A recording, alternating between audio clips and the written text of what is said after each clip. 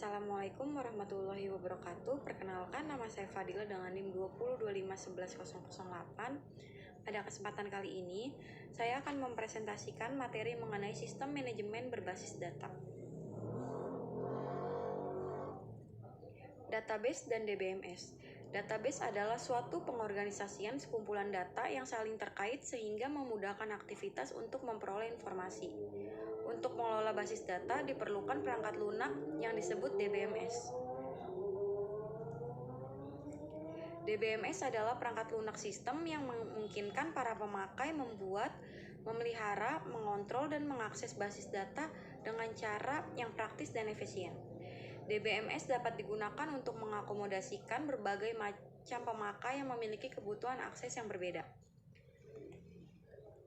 Selanjutnya, ada fitur-fitur DBMS. Yang pertama itu ada independensi data program.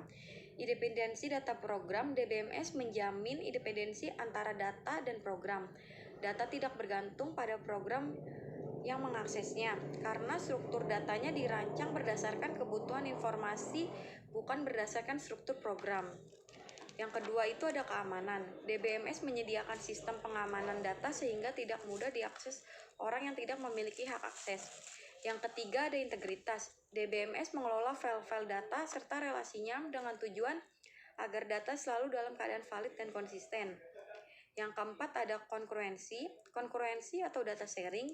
Data dapat diakses secara bersamaan oleh beberapa pengguna karena manajemen data dilaksanakan oleh DBMS. Yang kelima itu ada pemulihan atau recovery. Pemulihan atau recovery, DBMS menyediakan fasilitas untuk memulihkan kembali file-file data dalam keadaan semula sebelum terjadinya kesalahan atau error.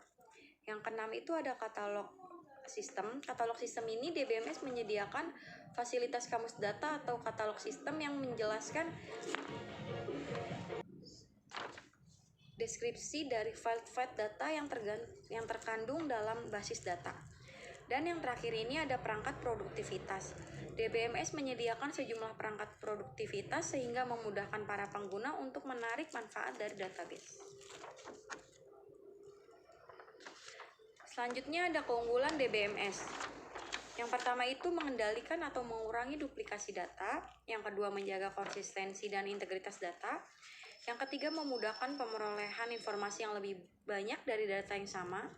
Yang keempat meningkatkan keamanan data. Yang kelima memaksakan penerapan standar. Yang keenam menghemat biaya. Yang ketujuh menanggulangi konflik kebutuhan antar pemakai.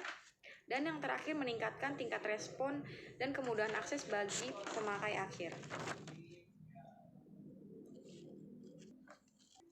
Selanjutnya ada kelemahan DBMS. Yang pertama itu harga DBMS yang handal sangat mahal. Lalu yang kedua itu ukuran penyimpanan yang dibutuhkan oleh DBMS sangat besar dan memerlukan memori yang sangat besar agar bisa bekerja secara efisien. Yang ketiga, terkadang DBMS meminta kebutuhan perangkat keras dengan aplikasi tertentu. Yang keempat, dampak kegagalan menjadi lebih tinggi karena bergantung pada ketersediaan DBMS. Dan yang terakhir, kompleksitas yang tinggi membuat administrator dan pemakai akhir harus benar-benar memahami fungsi-fungsi dalam DBMS agar dapat memperoleh manfaat yang optimal. Selanjutnya ada komponen lingkungan database. Yang pertama itu ada perangkat keras, perangkat lunak, data, prosedur, dan orang. Selanjutnya orang-orang yang terlibat dalam DBMS. Orang-orang yang terlibat dalam DBMS ini dipecah menjadi dua. Yang pertama itu orang yang berperan langsung, ada database administrator, database designer, end user, dan yang terakhir ada system analyst dan application programmer. Lalu orang yang di belakang layar itu ada DBMS designer dan implementer. Yang kedua ada tool developer, dan yang terakhir ada operator and maintenance personal.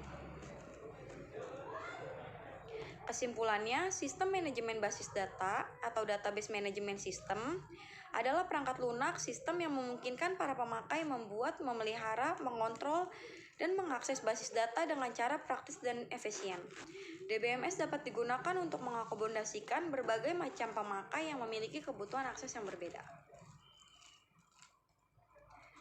Sekian presentasi dari saya, kurang lebihnya mohon maaf. Assalamualaikum warahmatullahi wabarakatuh.